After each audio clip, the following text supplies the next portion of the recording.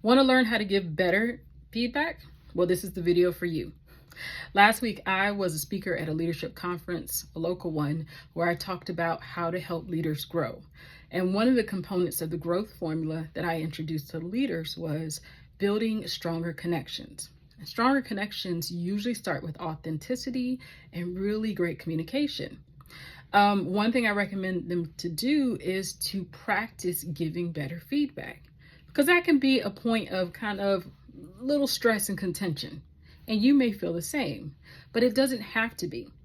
So I want to offer 3 easy steps that will help you move forward in giving the type of feedback that will not only help elevate your understanding, provide for better performance, and help you invest in whether your direct report, peer, in some case, if asked, someone that's a superior.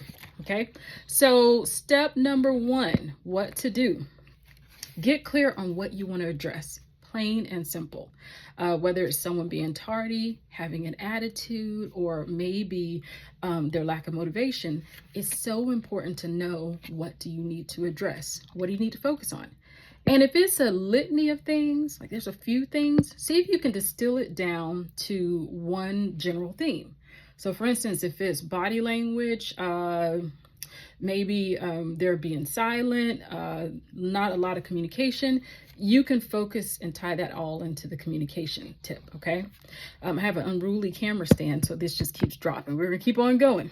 Okay, the second thing, after you get clear on what you want to address, and then of course, think about how do you want to come across. So definitely keep an openness to yourself, watch your tone, keep it neutral, and just come in for step 2, which is addressing it.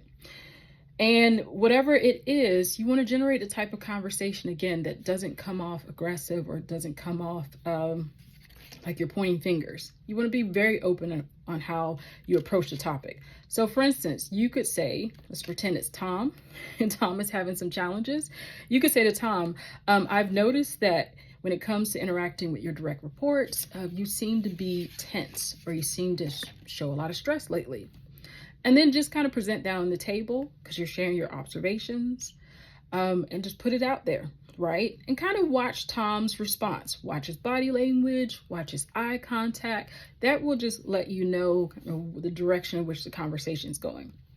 And if it feels like it is really good, you got green lights, he's receptive, he's paying attention, then it's a nice time to move on to step 3, which is give him the opportunity to provide his own feedback, to address the issue.